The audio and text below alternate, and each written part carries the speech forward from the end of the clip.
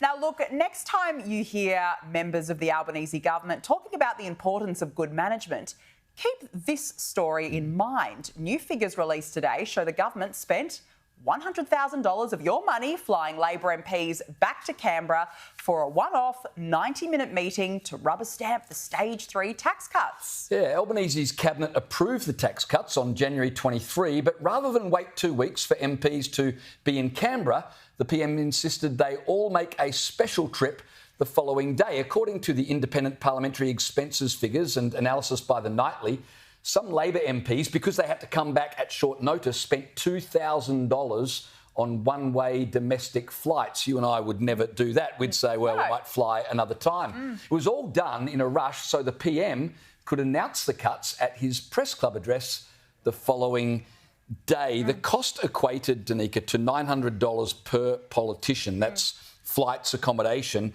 which is more than half the average annual tax cut that we're all being given to help for the cost of living crisis. And it just speaks to what is a ongoing narrative with this government, that it's all about the announcement and it's all about we're rushing back to Canberra, we're being seen to be doing something, even though in being seen to be doing something, taxpayers at a time when they can least afford it are footing the bill. Absolutely. I mean, the irony in this is that this was meant to be the saviour of Middle Australia. This was supposed to be the help for Middle Australia. And now next minute, taxpayers are forking out $100,000 for this. I just want to point out, if you cast your mind back to this period, you remember Labor was absolutely in a shambles ahead of the Dunkley by-election. They were worried it was going to be a test of the Prime Minister's leadership. So suddenly they backflipped on the Stage 3 tax cuts. And what this analysis just shows is the ad hoc, shambolic nature to backflip it, to get it rubber stamped, presented to the public in a shiny new bow so that they could look like, oh, no, look, this is the right decision, don't worry.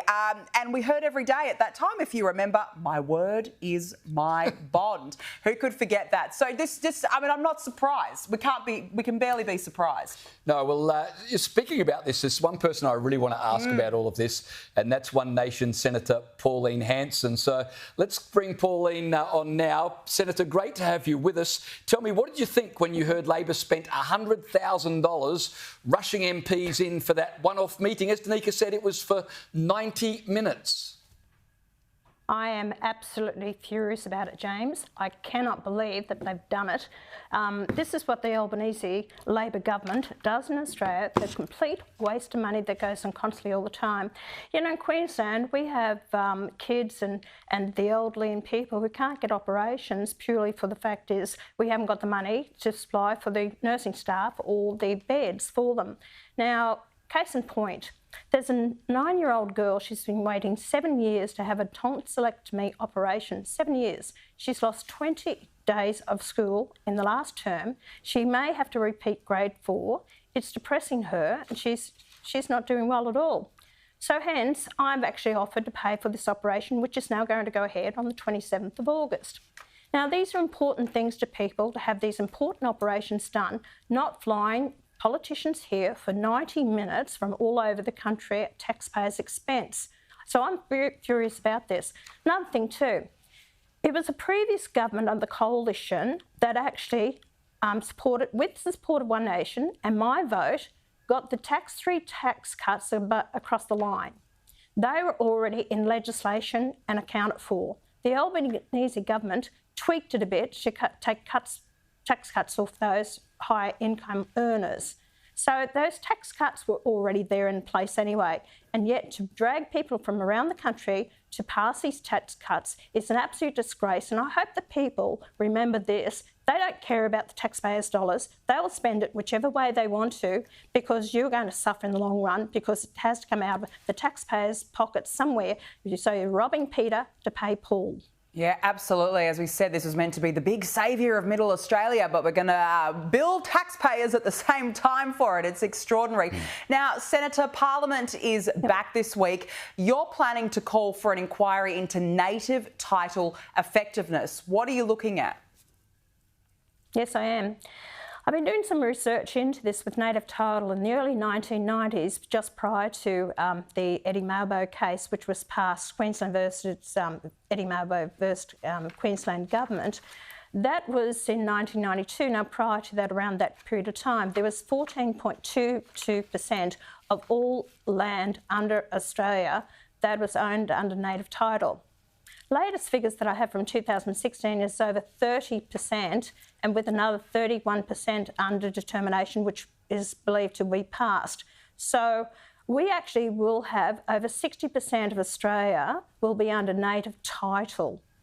There's no sunset clause on it. I've put it in a notice motion to actually call for a sunset clause on it. They all voted against it. So they don't want to have a sunset clause on it. How can less than 3% of the population own over 60% of native title without freehold? Aboriginals may own freehold land as well. And yet the other rest of the population, equating to about 26 million people, have to, compromise, or we can't go in certain places, or there are resources, just everything is being, questioned over all this. So I'm putting up another bill that I want it to go to the Legal and Constitutional Affairs Committee. I want an investigation into it. What has native title done for the country? What has it done for the Aboriginal people? It's tied up the land. They can't even own it or go on it themselves in a lot of cases. So why are we continuing to do this? I think a lot of Australians would very much support you in that inquiry, Senator. Staying with Indigenous issues, the PM promised Indigenous people a Truth and Justice Commission, but he now says Makarrata simply means a coming together, which is what his government is doing every day by talking with Indigenous people. Is he gaslighting Aboriginals? Of course he's gaslighting. He can't even keep his promise, and not only that, he had the referendum, which he had to do to change the Constitution. They can put it in legislation, but he's not going to do that anyway. So because the legislation can be changed, he wanted to have it changed in the referendum to change the Constitution. That's why he wanted to put it in there. The whole thing is about putting Australia into this way native title, and I'm questioning it, is they want a black state, a black nation within the nation. And that's what it's all about. That was planned in the 1980s. And that's the whole end game of this, is the division of pitting one Australian against another. We are all Australians together. And this is what I've been fighting against for the last 30 years, equality for all Australians. The Prime Minister knows he's dead in the water to follow down this path of the Makarrata Commission, which he's put $5.8 million into funding this commission, because he knows he has to appease the Aboriginals for their vote. Yet he knows that if he goes too far, the Australian people will throw him out of office. So he hasn't been upfront and honest with the Australian people. If he's worried about all this, then please do a full investigation, Royal Commission into where has the $35 to $40 billion a year gone into the Aboriginal industry with no outcomes, no real reporting. There's corruption that's happening in this whole industry. Where is the investigation into sexual abuse? These are things that he needs to show the people of Australia where he stands in true leadership and expose it for what it is. And it's an Aboriginal industry ripping off Australians and their money. Absolutely. Now, look, Senator, I want to ask you about the Queensland Premier, Stephen Miles. He seems to be continuing his Soviet-era crusade to try and create state-owned fuel stations. But it's since been revealed at least 50 independent fuel retailers would need to set up shop for this plan to work. Will he get the number he needs to carry out his socialist fantasy, do you think? No, he won't get the numbers because he's gone the next election. I've travelled Queensland quite extensively recently, and people have had enough of the Labor Party. His giggles, smiles, that's who it is. People don't have respect for him or the Labor Party. They've delivered nothing. Our health system is a hell of a mess. Juvenile crime is on the rise. Cost of living, the rental accommodation, all these things are due to Labor. We have real problems in the state. Fuel stations are not going to answer it. And if people think they are, well, think again. Go and do your research and understand what this means. If they can't, the state Labor government in Queensland cannot even run a chook raffle. They can't run the police system. They can't run the court system. They can't run the hospital system. All of it is falling under the weight of ineffectiveness and the administration. So putting up petrol stations, don't worry about it. It will never happen. I think you might be right, and fortunately so. Senator Murray Watt is the government's new Minister for Workplace Relations, and he's made a rather strange start.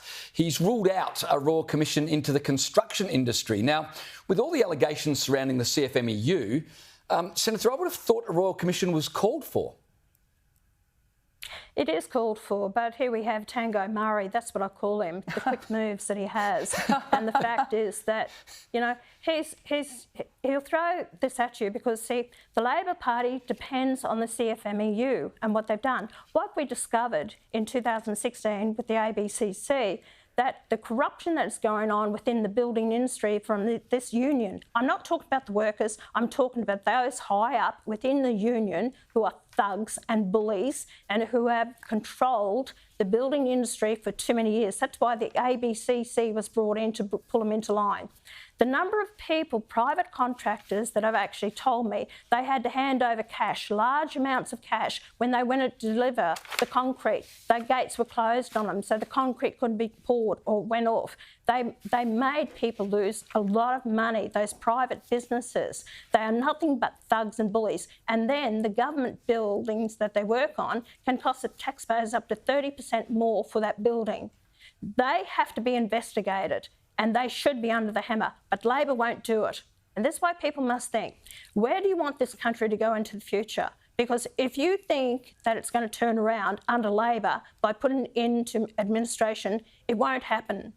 So Labor needs to go. And I fear for this country, if we have another round of Labor after the next election, I don't believe there's going to be any chance of pulling this country back out of the demise it's going to be in, whether it be climate change, the unions, immigration, the extent of our industrial relations, everything. I think we're in real strife.